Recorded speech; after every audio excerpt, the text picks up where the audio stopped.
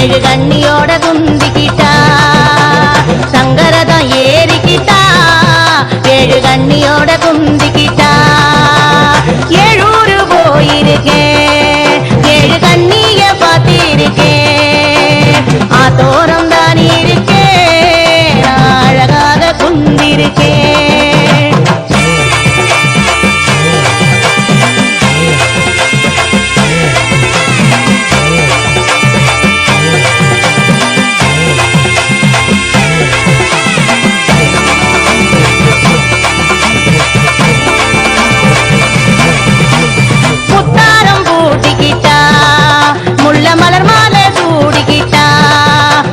வலையெல்லாம் பூட்டிக்கிட்டா ஏழு கண்ணியோட அடிவரா ஏழூரு போயிருக்கேன் ஏழு கண்ணிய பார்த்திருக்கேன் ஆத்தோரந்தான் இருக்கேன் நான் அழகாக குந்திருக்கேன்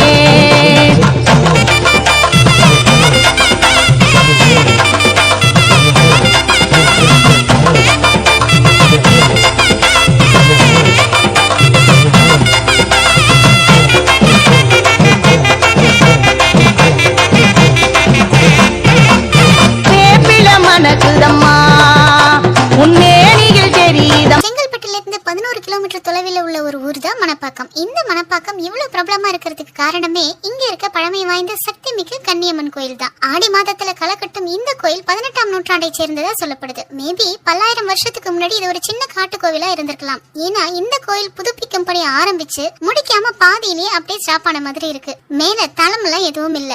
இந்த அறநிலைத்துறை கட்டுப்பாட்டுல தான் இந்த கோவில் இருக்கு. இது பாலாற்றங்கரையில கட்டப்பட்டிருக்க கோயில். இது பல வம்சாவழிகளுக்கு குலதெய்வமா இருக்கிறதால இங்க எப்ப நாம போனாலும் யாராவது சில பேர் வந்து பொங்கல் வச்சிட்டும் மொட்டை அடிச்சு காது குத்து விழா பண்ணிட்டும் இப்படி ஏதாவது ஒண்ணு இங்க அடிக்கடி நடந்துட்டு தான் இருக்கும். இந்த கன்னியம்மன் கோயில்ல அப்படி என்ன விசேஷம்? மத்த கோயில் மாதிரி இல்லைங்க. இங்க வருஷத்துக்கு ஒரே ஒரு நாள் மட்டும்தான் ஈவினிங் 6 மணிக்கு மேலேயும் கோவிலுக்கு வர முடியும். ஏன்னா அன்னைக்கு மட்டும்தான் ஈவினிங் 6 மணிக்கு மேல கோயில் திறந்திருக்குமா. ஆடி மாதத்துல வர்ற 3வது வெள்ளிக்கிழமை தீமிதி திருவிழா. அந்த திருவிழாக்கு முதல் நாள் மட்டும்தான் ஈவினிங் 6 மணிக்கு மேல கோயில் திறந்திருக்குமா. மத்த நாட்கள்ல ஈவினிங் 5:30 மணியோட கோயில் கதவு மூடிடுவாங்க. இதுக்கு காரணம் ஊர் மக்கள் சொல்றது என்னன்னா ஈவினிங் 6 மணிக்கு மேல கன்னியம்மன் வலம் வருவாங்க. அந்த டைம்ல பக்தர்கள் குறுக்க போனா ஆபத்துன்னு. ஆனா இங்க இருக்க பூசாரிகள் சொல்ற வரலாறு என்னன்னா ஈவினிங் 6 மணிக்கு மேல இங்க இருக்க கன்னியம்மன் பக்கத்துல இருக்க பாலாற்றல குளிச்சுட்டு ஆத்தங்கரையை சுத்தியும் ஊரை சுத்தியும் வலம் வந்து கோயிலுக்குள்ள வர்றதா சொல்றாங்க. இதுல ஆபத்து கன்னியம்மன் இல்ல, நம்ம கன்னியம்மனுக்கு 7 அண்ணன்மார்கள், அதாவது கன்னியம்மனோட காவலர்கள். நம்ம முனீஸ்வரன் ஐயா, ஐயனார் இவங்க எல்லாம் மனித உருவுல இருக்க காவல் தெய்வங்கள். ஆனா இவங்க 7 பேரும், அதாவது அவ்வேங்கை, செவ்வேங்கை, மாயக்குடி வேங்கை, மலையாள பூவேங்கை, காட்டில் கருவேங்கை, கண்டெடுத்த நல்வேங்கை, 60 அடி பூவேங்கை, இவங்க எல்லாம் வேங்கை உருவுல இருக்க காவல் தெய்வங்கள். கன்னியம்மன் ஒரு அறியாத சின்ன பெண்ணுங்கிறதால அவங்க வலம் வரும்போது இந்த வேங்கைகள் கன்னியம்மனுக்கு காவலா அவங்க பின்னாடியே வருவாங்களாம். என்னதான் கன்னியம்மன் சாந்தமான தெய்வமா இருந்தாலும் அவங்களுக்கு காவல் தெய்வமா இருக்கவங்க வேங்கை அவதாரம். ஆக்ரோஷம் அதிகமா இருக்குமாம். சோ அந்த டைம்ல மனிதர்கள் யாராவது குறுக்க போனா இந்த வேங்கைகளால ஆபத்துன்னு சொல்றாங்க. ஆன்மீகத்தை நம்புறவங்க இப்படி சொல்றாங்க. சில பகுத்தறிவாளர்கள் ஒருவேளை இந்த காட்டு பகுதியில அந்த காலத்துல வேங்கைகள் நடமாட்டம் இருந்திருக்கலாம். இந்த வேங்கைகளால மனிதர்களுக்கு ஆபத்து நிறைய இருக்குன்னு தெரிஞ்சுதான் பகல் நேரத்துல போயிட்டு சாமி கும்பிட்டு வந்துருங்க, நைட் டைம்ல வேண்டாம்னு சொல்லிருப்பாங்கன்னு சொல்லப்படுது. எது எப்படியோ மனிதனான நமக்கு தேவை நம்பிக்கையும் பாசிட்டிவ் வைப்ரேஷனும் தான். அது இங்க நிறையவே இருக்கு. திருமணமாகாத கன்னி பெண்கள் இங்க வந்து வேண்டிக்கிட்டா நிச்சயம் சீக்கிரம் திருமணம் நடக்கும்னு நம்ப. திருமணம் மட்டும் இல்லைங்க, இந்த கோவிலுக்கு வந்து நாம மனசால என்ன வேண்டுமோ அதெல்லாம் கண்டிப்பா நடக்கும்னு சொல்றாங்க. வேப்பில மனக்குதம்மா உன்மேனியில் தெரியுதம்மா, நாகவல்லியும் ஆடுதம்மா, நாம் பாடும் பாட்ட கேக்குதம்மா, நாகவல்லியும் ஆடுதம்மா, நாம் பாடும் பாட்ட கேக்குதம்மா. ஏழூரு போயிருக்கே ஏழு கண்ணிய பார்த்திருக்கேன் ஆத்தோரம் தான் இருக்கேன் நான் அழகாக குந்திருக்கேன்.